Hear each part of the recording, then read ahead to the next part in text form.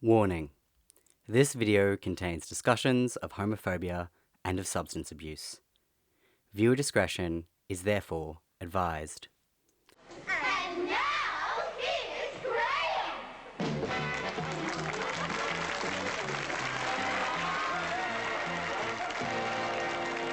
Graham Kennedy. That's a name which has always existed in the periphery of my understanding of Australian history and popular culture. Ever since I could remember, his name would pop up here and there, but he didn't make much of an impact on me. A bloke I knew was kind of a big deal in our local television industry, but otherwise knew very little about. A comedian that my dad, now 73, grew up watching, but that I had very little to do with. At 13, I found myself watching late-night reruns of Blankety Blanks, a game show he hosted in the 1970s. But even then, I didn't really know who he was, just that he was pretty funny.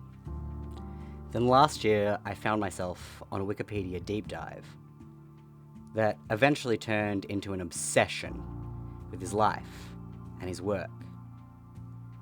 If the name isn't familiar to you, don't worry. This isn't a video for hardcore fans. I want to take you on the same journey that I had, to get to know this man from my perspective, that of a queer man who sees so much of myself in a historical figure who we now find sort of fading into obscurity. I hesitate to use the word queer for him or for any other historical figure I may mention. I use it for me and for discussions of my own perspective, because I'm personally very comfortable with the word. However, there's a lot of discourse around its use that I don't want to get into, and I want to be as respectful as possible. So we're not calling Graham Kennedy queer. Getting back to the topic at hand. In 20th century Australia, they called this man the king of Australian television, or often just the king. That's how influential he used to be. Each year he would sweep the Logies, Australia's biggest TV award, and you'd be hard-pressed to avoid his name in tabloid magazines. And he was a closeted gay man. Though people didn't often talk publicly about his sexuality, a lot of people knew who he was.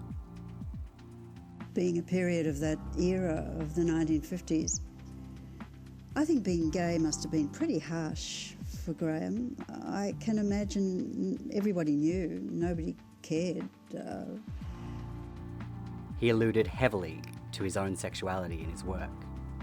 Stuff that was often transgressive, controversial, and extremely lowbrow. The attitudes this country had to his comedy and to his personal life reflected the societal attitudes of the time. At the point of his death, to talk about his sexuality, and especially to focus on it, was a bit taboo. Only people with homophobic agendas, like conservative shock jockey Darren Hinch, would bring up the fact that Kennedy was gay. But I think it's worth talking about. The fact is, one of Australia's most influential comedians and TV personalities was not only gay, but often outwardly flamboyant, and winking and nudging audiences to the fact he was homosexual. We don't consider him a part of our country's queer history. Not like the first Sydney Mardi Gras in 1978, or the controversial soap opera Number 96. Grey Grey, as we often called him, isn't considered as much of a big deal when we talk about sex and sexuality as a part of our history. His relationship with his own homosexuality was complicated, and he wasn't always an ally to the community, even if he was one of us. But he was often brave. He was often subversive. He brought conversations into the Australian mainstream that had previously been considered off-limits. Says Kennedy's biographer, Graham Blundell, quote, Graham was the perfect vehicle for public gossip.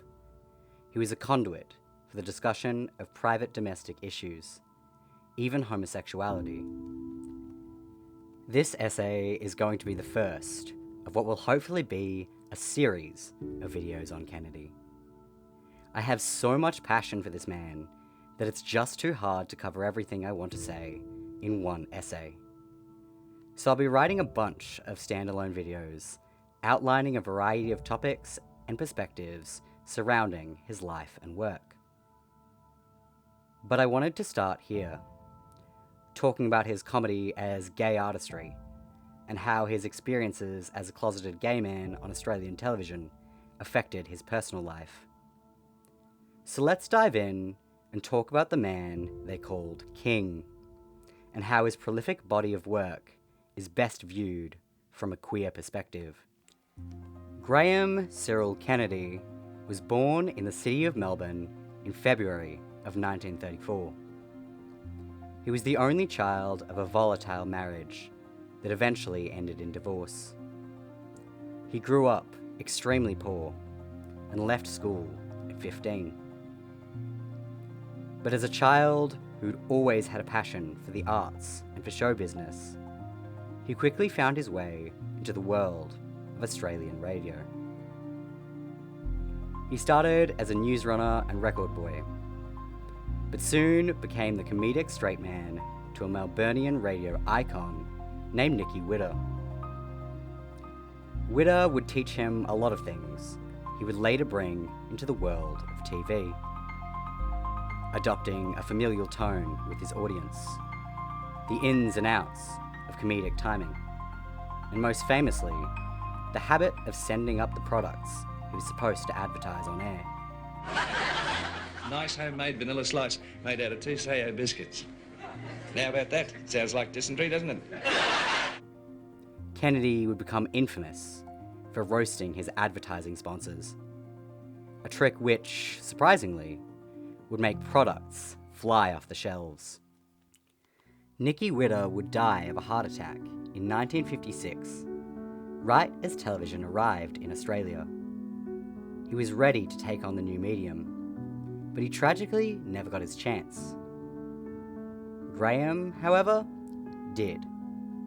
In 1957, he was scouted by Colin Bednell and Norm Spencer, producers for the newly mint Melbourne TV station GTV9, to host a brand new variety show named In Melbourne Tonight. It was an immediate success. Originally modelled off the American Tonight Show format, under Kennedy, IMT, as the show would soon be called, morphed into something new and totally different. He didn't possess an aptitude for interviews. Graham was never much of a people person, but what he did possess were big, bulging eyes, a knack for making the audience laugh, and boyish, frail looks that made the mothers of Melbourne want to adopt the nice young man from the telly. The comedy may have been blue and cheeky, but the comedian himself was always smartly dressed and ever so polite to his audience of mums and teenagers. And from the very beginning, Graham was different. Graham was controversial. People considered him effete and camp. One Sydney reviewer described his comedy as, quote, an off-the-cuff combination of slapstick, rubber-faced buffoonery, smutty innuendos, effeminate send-ups, and false neediness. He would dance and prance and frolic onto the screen every night. His flamboyant entrances became a famous Kennedy trait. Blundell says of his on-screen persona at this period of time, quote, at these times there was a touch of English clown, a well what if I am parody of suburban notions of homosexuality.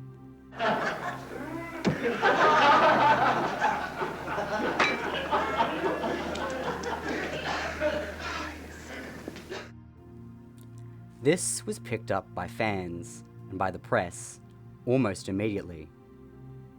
Kennedy was even compared to notably flamboyant American pianist Liberace multiple times during this early part of his career.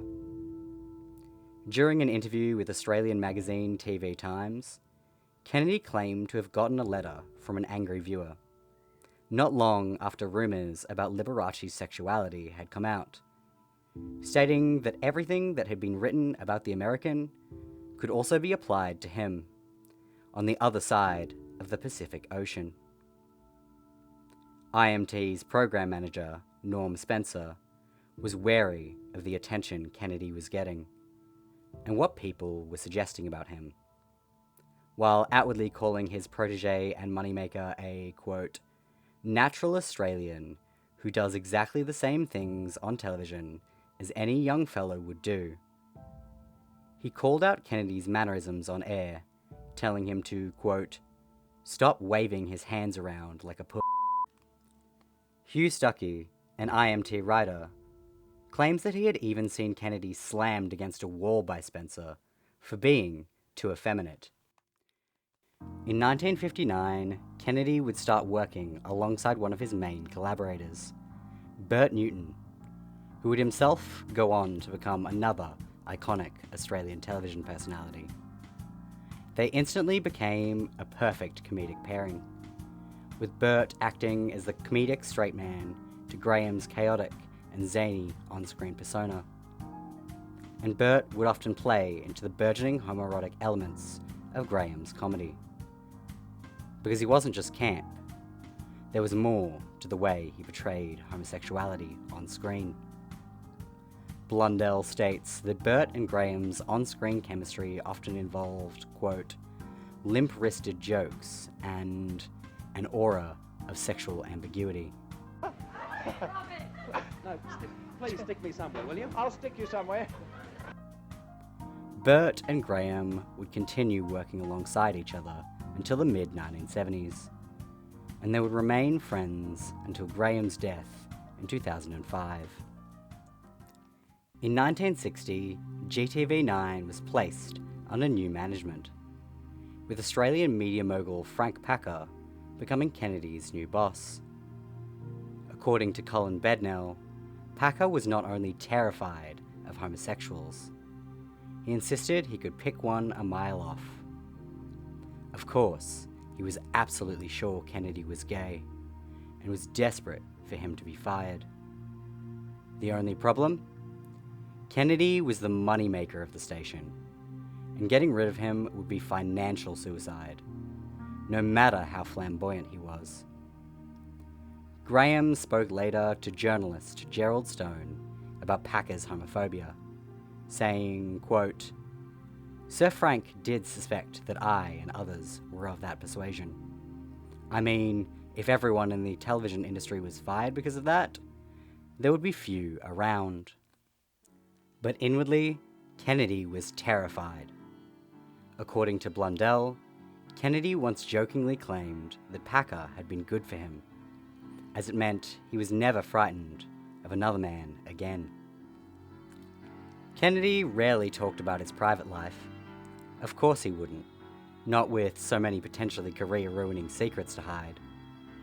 American comic Tommy Hanlon Jr., who regularly appeared with Kennedy on IMT, said that he had, quote, no sexual personality whatsoever, and that he, quote, never saw him with any man or woman. Hugh Stuckey said, quote, he always seemed very unsexual. But Packer's assumptions had still been right. With all eyes locked on Kennedy, there wasn't much sneaking around he could do, and it limited his opportunities for romance. He was, as Blundell reiterates, quote, the most talked about and interviewed man in Melbourne.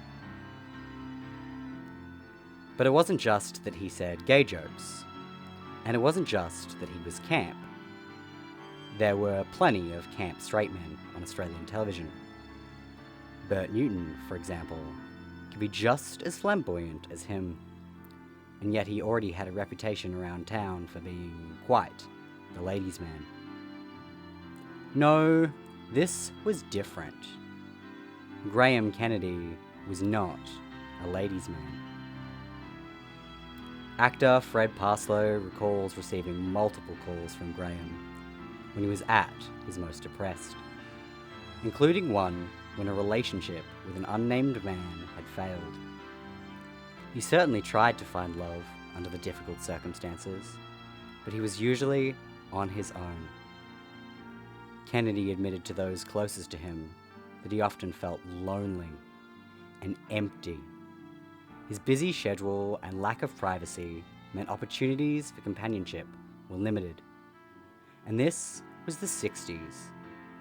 Australia's gay rights movement wouldn't kick into gear until the next decade, and homosexuality would still be illegal in the state of Victoria until 1980. In a 1967 interview with Australia's People magazine, a different publication entirely from the American one, Kennedy would say that he wasn't ready for a relationship and that he liked living alone, but, quote, "There are those spasms, you know, when you think there should be someone else." We don't know much about Kennedy's male lovers, but we know he had them. Don Bennetts, a writer and close friend of Bert Newton, would say in a biography on Bert, also written by Graham Blundell, that when the boys of IMT would hang out in the dressing room after shows, Graham would often go home early, unable to match their blokey energy. Quote, "We would all get drunk in the dressing room. There were sometimes boys in tight black trousers and t-shirts called Kenny or Steve to drive Graham home." There's a certain insinuation there about what those boys were really taking Graham home for. IMT director Bob Phillips claims that by the mid-70s, quote, "There were always odd guys living at his house. One who was his driver. You just got used to them being there. No relationship seemed to last long." There's also a memoir by Australian sports reporter Rob Asprey about the supposed relationship he had had with Graham. But his testimony is unreliable, and to this day, I'm not entirely sure if it's truthful, so I haven't included anything about it in this video. As for men we can reliably say were lovers of Kennedy's, we have no names. He kept a lid on his private life and his romantic relationships. As IMT went on, it became more grand. The budget became bigger, and more importantly, his comedy leaned further and further into discussion of sexuality. The homoeroticism became more palpable as the 60s drew to a close. There was a greater emphasis on sexual freedom in society at large, and this was reflected in his work. All right, then. Which one of these are you in love with?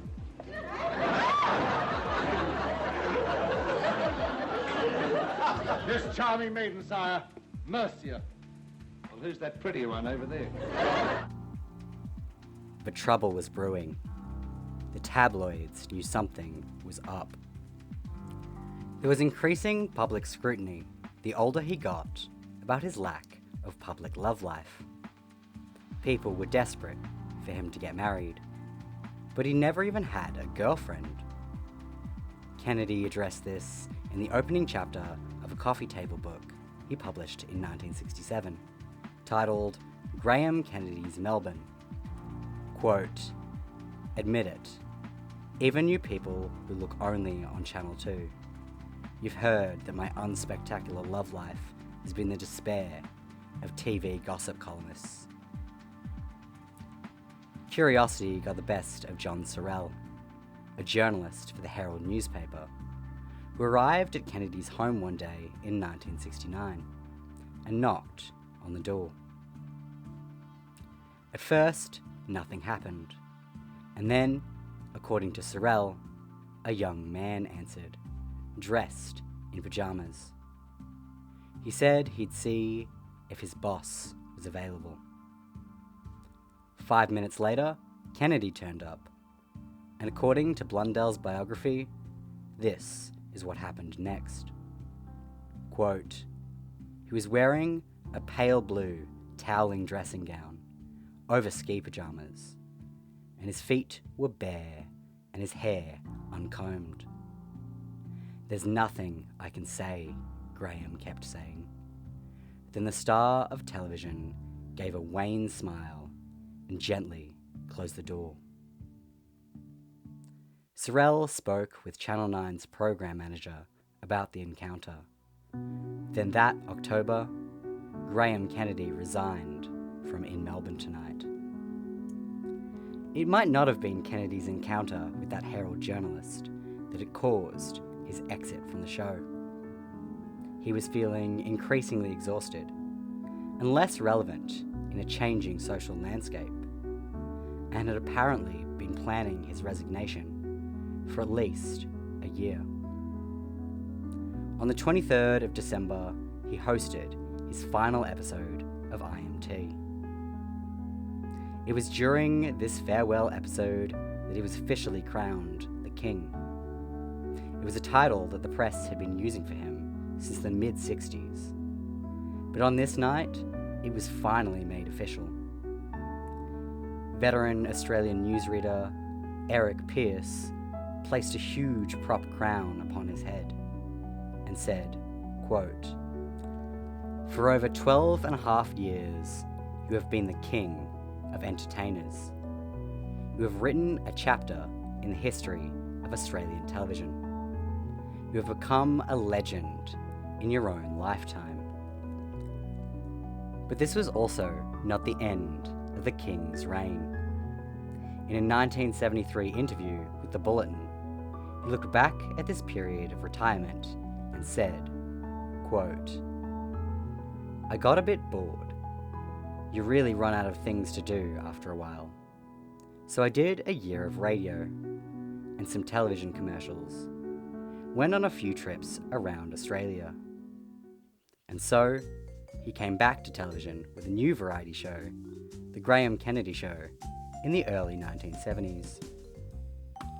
In some ways, this show was a more pared-back version of IMT. A smaller set, fewer song and dance numbers, and no pretty wheel girls. Bert Newton became his wheel girl instead.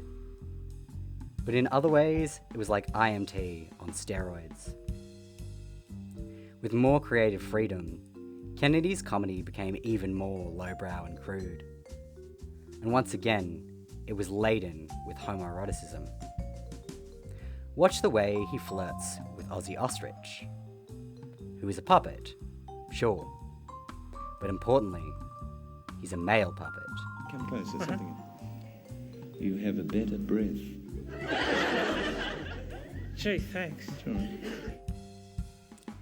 This new variety show never performed nearly as well as IMT had. Kennedy was aging. He'd been on television since he was 23, and now he was nearing his 40s. It was increasingly less relevant, with other Australian television personalities taking his place in the spotlight. So in 1973, Kennedy would shock the country when a Sunday Observer article reported that he was readying to announce his engagement to 28-year-old Lana Cantrell.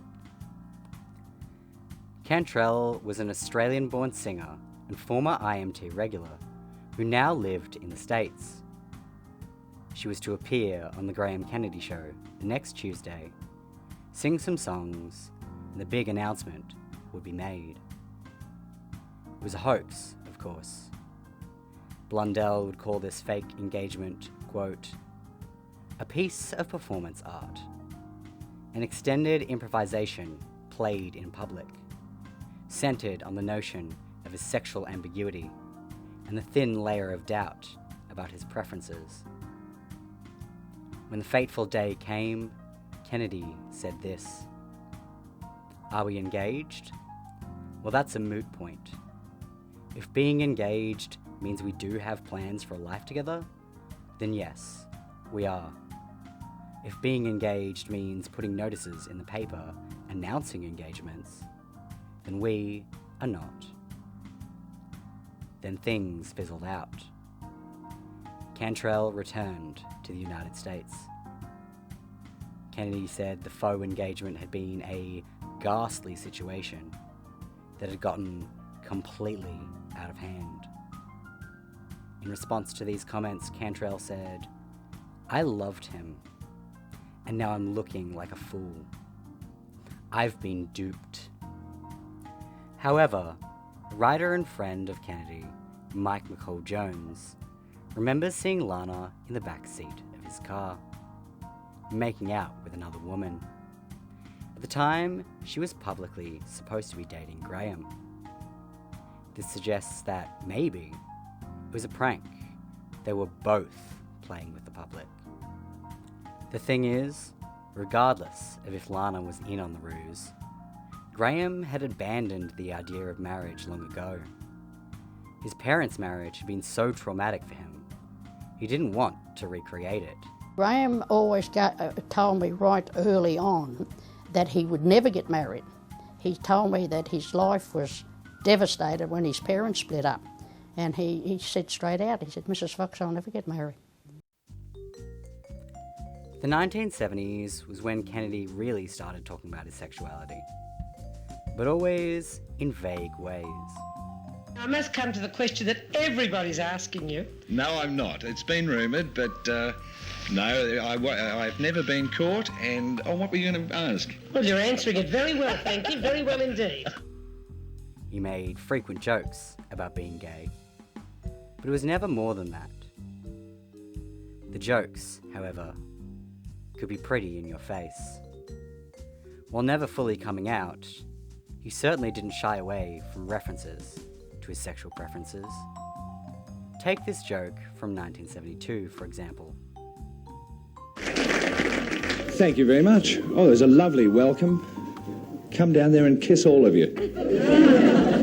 Even the girls. In one interview, he stated, "I've been accused of everything. I've been accused of being homosexual, bisexual, heterosexual, and worst of all, asexual, which means you don't do anything. That's cruel." He didn't elaborate. Dated ideas about asexuality aside, this highlights how close he often came to stating who he was outright. And in his personal life, he could be a little more forward. While many of his friends and colleagues said they didn't know much about his private life and his romantic relationships, there were some he opened up to. According to writer and friend Mike McCall Jones, relayed in his book Graham Kennedy Treasures, Graham once had dinner with Cherry Bednell, the wife of his managing director, Colin Bednell. At the end of the dinner, she asked, "Graham, you are homosexual, aren't you?" With a smile, Graham replied, "Cherry, I didn't think you'd ever ask." 1975 was the year Grey Grey ran into trouble with the censors. It was the premiere of the 4th season of The Graham Kennedy Show, and the first time he would appear on TV in colour. Yes, it really took that long for Australia to get colour television. He became one of the first people on Australian television to say the F word, doing a bird imitation where he put an F in front of the ark sound of a crow. This is known to this day as the Crow Call incident, arguably his most famous controversy. He was banned from live television for this, and then quit his post on The Graham Kennedy Show when a speech he made criticising the Australian Labor government was cut from an episode before it went to air. But before he left, he had time to get a little more gay. The first of his gay jokes I saw that really spoke to me as a performer was one where he crudely suggests Bert Newton was one of the first men to touch him. Then I will. But I won't touch you until you want it. I have been here since 1957 and I've been touched plenty, believe me, fella. And if I remember correctly, I think you might have been one of the early ones. $500 it was. Before straddling Bert's behind in an approximation of, well. It's homoeroticism at its peak. A gay joke that feels so similar to the kind I'd make with my own gay friends. The press really caught on to Kennedy's portrayal of self on screen. A TV reviewer for The Age said disparagingly of one episode, quote, "Seldom was there a sketch or jest that didn't touch heavily on such subjects as homosexuality, promiscuity, transvestism, and adultery." Those who were more sympathetic to him also commented on his sexuality, as well as his continued loneliness. In that Bulletin article from 1973, which I quoted earlier, author David McNichol comments on Kennedy's recent trip to Europe, saying, quote, "As he talked, I realized he had done the trip with no companion, male or female." After the Graham Kennedy show ended, Graham focused his creative efforts on something he'd never done before: dramatic acting. Earlier, in 1972, he had found himself in the audience of the Australian Writers Guild Awards, where playwright David Williamson gave a controversial speech while accepting an award for his play, The Removalists. As Williamson left the ceremony later that night, a drunken Kennedy leaned out of his limousine and told the playwright, in what I can only imagine was the gayest, yet most Australian accent you've ever heard, "Great, babe. Give it to them." This would be the first time this future creative partnership would meet. They wouldn't see each other again until 1976, when Graham was cast in a film adaptation of another one of Williamson's plays, Don's Party. The film, like the play, is set during an election night party in 1969. And the character Kennedy plays, Mac, is a cuckold photographer, recently separated from his ex-wife, Ruth. Mac spends the evening trying to woo a beautiful young conservative, Jody, and almost succeeds, though I won't spoil how it ends. Mac is theoretically straight, but arguably it's a little more complicated than that. By casting Kennedy, with his reputation in the press being what it was, and his mannerisms being how they were, it casts doubt on the character's sexual proclivities. In one scene, Kennedy briefly puts on a stereotypical gay lisp as he tells a joke about hunting for ducks. Duck hunters use shotgun. I like to give the ducks a chance. Oh. Later in the film, Cooley mocks Mac with that same accent. The first words he said were, "Let's get ourselves the screw, cool." Mac is bad at sex, and he knows this. It's established that during his marriage, Mac asked Ruth to seduce and make love to his friends, and he would take photos from the cupboard as they did the deed. He reckons that part of his reason for doing this was that he couldn't please his wife, and he wanted to see how other men went about things. He shares these photos with Cooley, one of the men in question. The way Mac approaches sex is non-normative, and there's a certain bisexuality inherent in the act of cuckolding. He's watching the men, not just his wife, and he's discussing his sex life with one of those men. By portraying Mac as somewhat effete, and with the script being how it is, the character can be read, most conservatively, as a straight man who's bad at being straight. But you could also argue that maybe he isn't straight at all. Kennedy was lauded by critics for his performance, which showed a surprising level of nuance and subtlety, despite his history as a slapstick comedian. He would go on to star in multiple other films, some brilliant, and some absolutely terrible. But Don's Party stands out as his most obviously queer-coded role. In 1977, Kennedy would return to TV once again, this time with the game show Blankety Blanks. I must profess some bias here. Out of all of his TV work, this show is my favourite. It's the first show of his I watched, back in my early teens, and it's very special to me. I personally think it's his best television work, and also provides some of the best examples of what it means to be a camp gay performer on Australian television. Based on the American show Match Game, Blankety Blanks involved 2 contestants and 6 celebrity guests. The contestants would fill in the blank in a humorous prompt, such as, "Bad news, there's a meteor headed straight for Earth. Good news, it's headed for blank." The celebrity guests would also answer the prompt, and your job as a contestant was to match as many of the celebrity answers as possible. This is where we meet Cyril. Cyril was Kennedy's father's name, but more importantly, it was also his middle name. Something that bound him, as a person, to the fictional character he was portraying. Cyril was a character who would regularly turn up in humorous prompts. He had a stereotypical gay lisp, and Kennedy would camp up his performance as much as he could. Starts like that. Cyril said, "Oh, my friend Derek. My friend Derek is so manly. He picks his teeth with blanks." He seemed to be having the time of his life.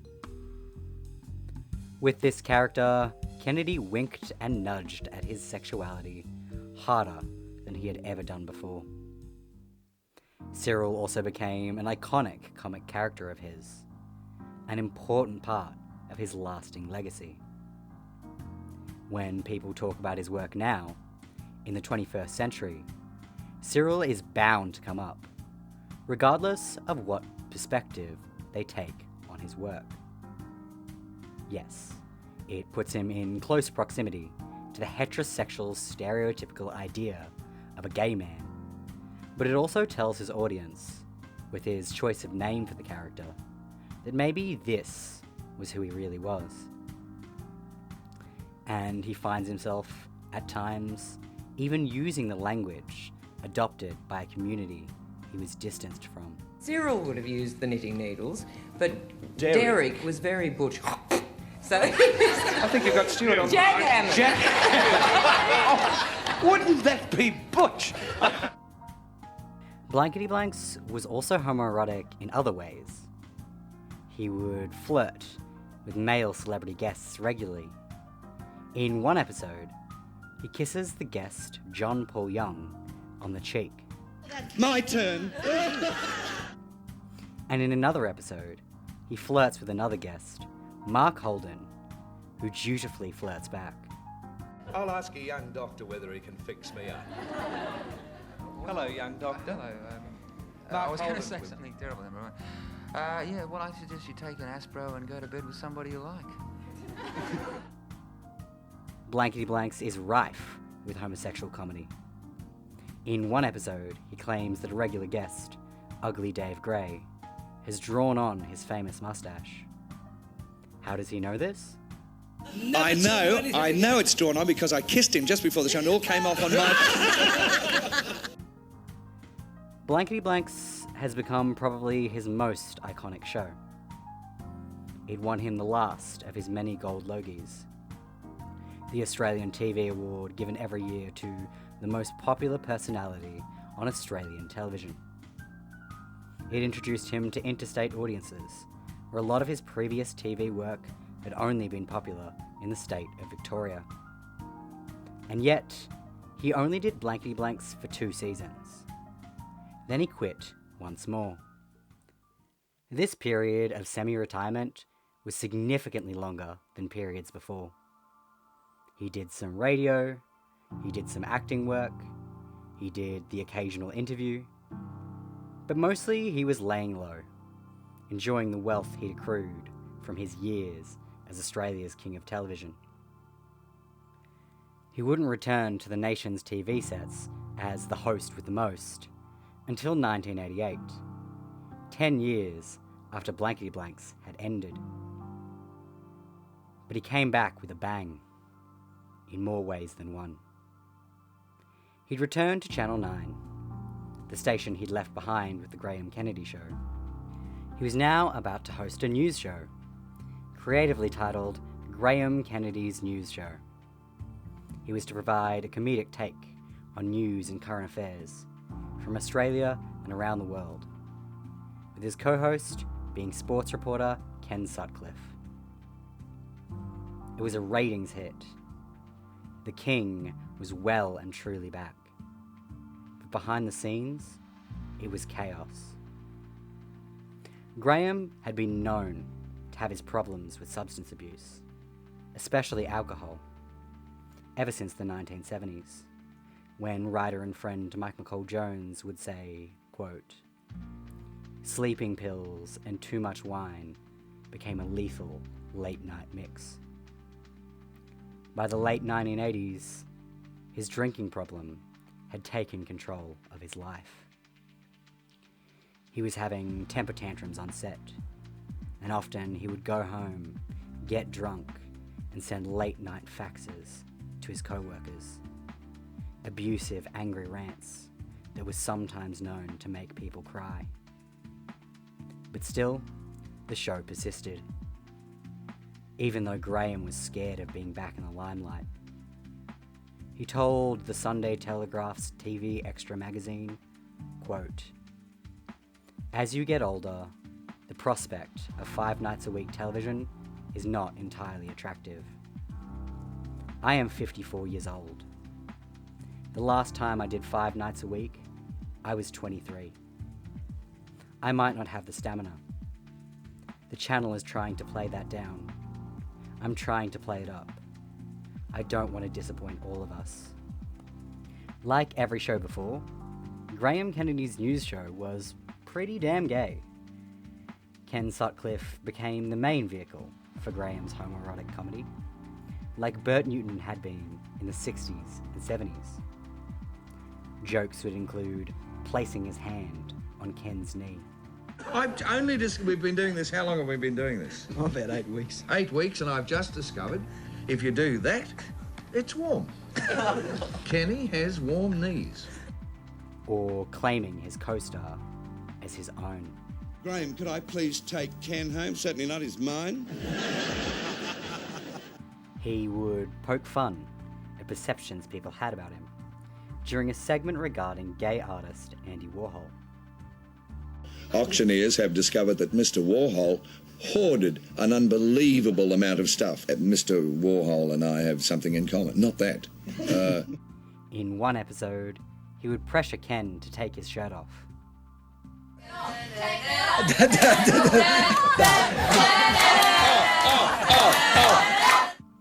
With the AIDS crisis in full swing, his comedy didn't feel as transgressive as it had been in earlier years.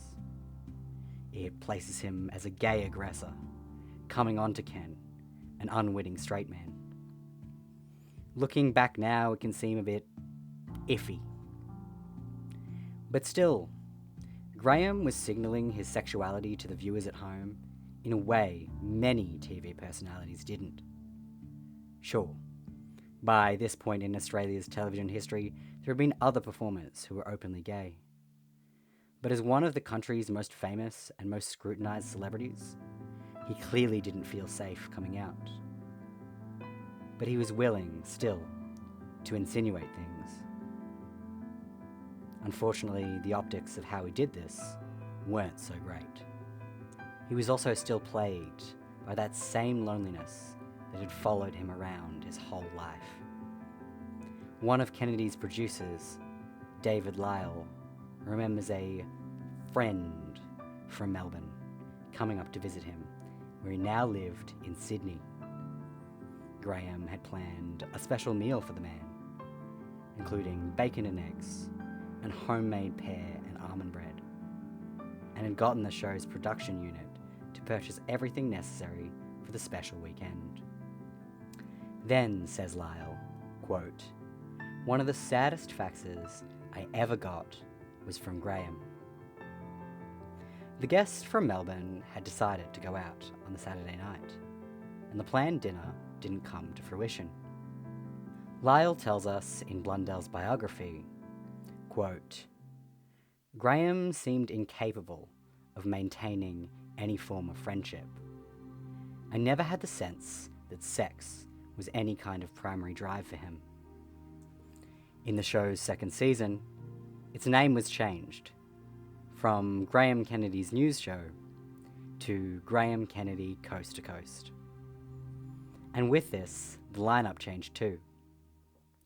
Replacing Ken Sutcliffe was journalist John Mangos, who would end up becoming a close friend and confidant of Kennedy's in the final years of his life. In this second season, the comedy became significantly less gay, but there were jokes here and there. That's not bad, you know. More than 50 years old and still a sex symbol. Oh, thanks for the compliment, John. There's no need to grovel, you've got the job.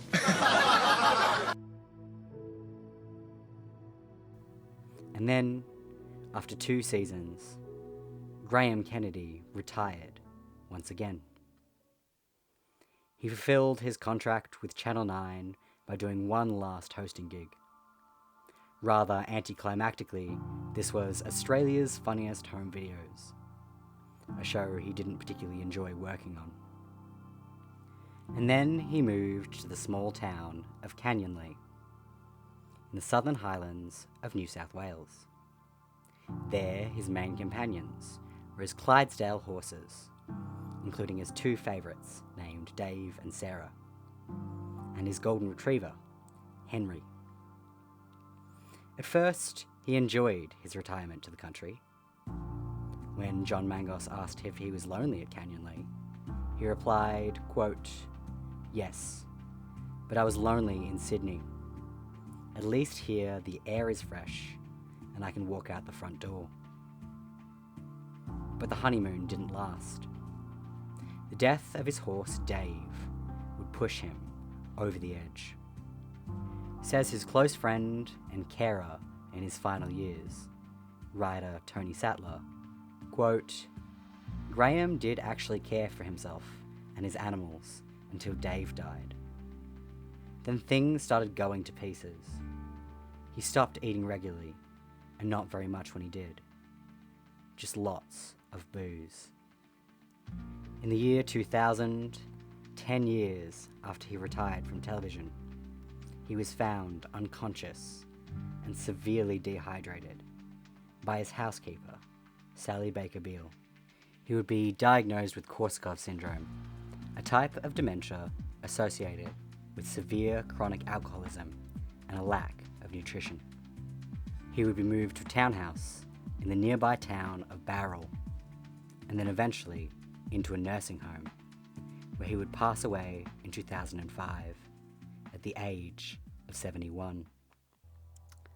Even in death, Graham didn't fully get his piece. For those who aren't Australian, Darren Hinch is one of the many skid marks in the underpants of our media industry. A shock jockey of TV and radio, known for stirring up controversy, Hinch made the claim that Kennedy had not died as a result of his years of substance abuse, but that he had in fact died of AIDS. Kennedy had actually had his blood taken a few days before his death and come back with a negative HIV test result.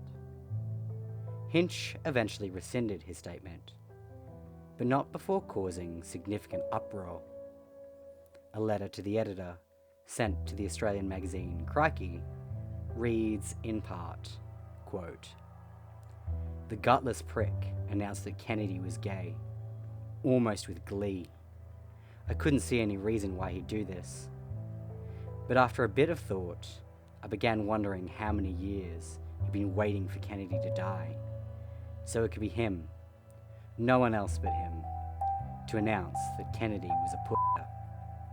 Yes, that reader straight up slung a homophobic slur while trying to, supposedly, defend Graham, which I think shows the complicated relationship his mostly straight audience had with the fact their idol was a gay man.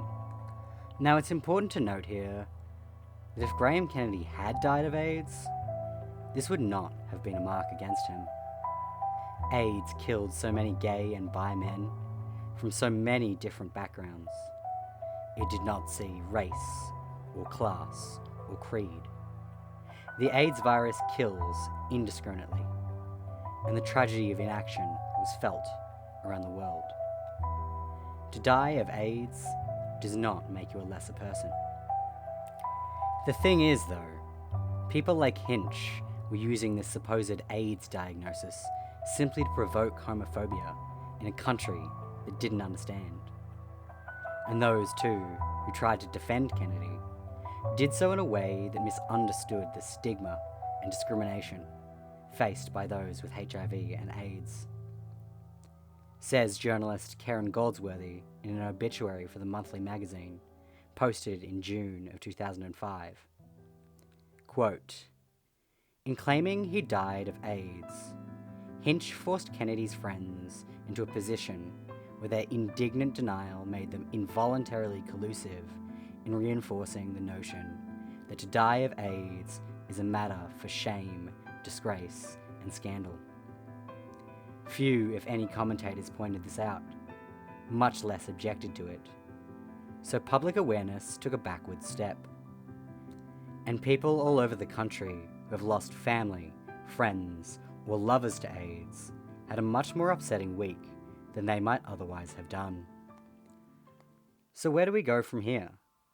What lessons do we learn from the life, career, and tragic death of the man we called the King of Australian television? I'm not entirely sure, but I think he's worth acknowledging, not just as a national comedy icon, but as someone whose work was at times brave and subversive, who was, at various points of his career, extremely lonely and sometimes mistreated. Someone whose death makes sense when you look at the way he was forced to live. Australia's National Drug Strategy Household Survey has consistently shown, in records kept from 2010 onwards, that the LGBTI community has higher rates of substance use than cishet Australians. And we know that substance use and abuse in our community has been a problem even before these records began. Graham Kennedy just happens to be one of our more famous statistics. With this most recent wave of conservatism across the world, and attacks on the civil liberties of the LGBTI community, especially the trans community, how many of us are destined to become similar tragedies? Not dead, but not really living. Forced to be something we're not. Wasting away from chronic loneliness, self-medication, and an inability to self-actualize. There's a reason that I, a transgender gay man, feel so strongly about Graham Kennedy. Part of it is, yes, he was a good comedian, and when I, as a performer myself, camp it up, so to speak, I'm echoing his work at its best. I watch some of his comedy and see my own experiences and my own performance style as a fellow comedian and as a poet, shining through in what he did. I'm far from the first person to notice the way Kennedy played into his sexuality on screen. Says Karen Goldsworthy, quote, "The claim that Kennedy's sexuality was in any way news is challenged by footage across 3 decades of his career, which shows him repeatedly signaling his own sexual orientation. But there's also a part of me that worries that at my lowest, I will meet the same end, feel the same depths of sadness that he felt. The loneliness, the inner turmoil, the discourse that surrounds you if you exist outside of cis heteronormative standards, none of that is unique to Graham's experience. It's something so many of us can relate to. So maybe we should have another look at this complex, talented man who suffered so much, but also gave us so much. Maybe we should see him through fresh eyes. Maybe we should consider him a member of the pantheon of important figures in Australia's queer history, and take into account the influence he had. He wasn't just important to this country's popular culture at large. He changed the way the Australian public viewed and talked about homosexuality as well.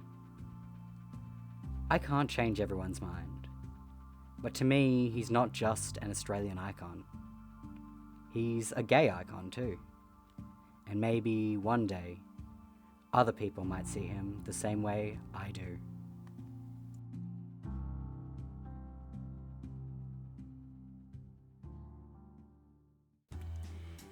Many thanks to all of the members of the Essay Library on Discord for all of the help they've given me while I made my first ever video essay.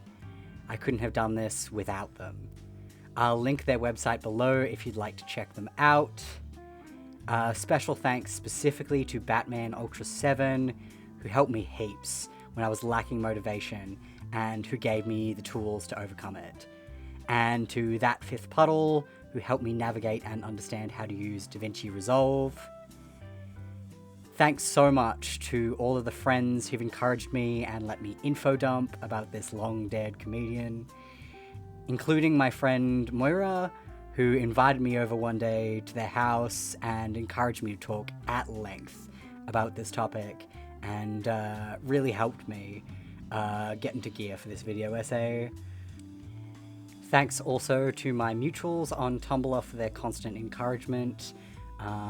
Really helped me keep going, knowing that at least some of you are going to be watching this.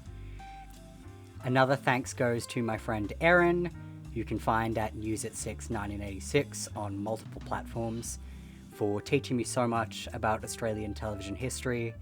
If you'd like to learn more about Australian television history in general, and about the ins and outs of the show The Newsreader, which I'll hopefully cover one day, you should check her out. I have a link to a document with all of the sources I've used in this essay in the description, so take a look if you'd like to know even more about Graham. If you liked this video essay, consider donating to my Ko-fi, which I'll link below. I'm chronically unemployed and disabled, so anything you could send my way would be extremely valuable. Otherwise, you can make a donation to LGBTI Health Australia, which I'll also link below. It's an Australian charity which, amongst other things, provides resources and support for older LGBTI Australians, including those with dementia, so people like Graham. So that's a charity to consider. Thank you all for watching. I hope you enjoyed this video, and I'll see you again soon. Cheers! I love you, viewer.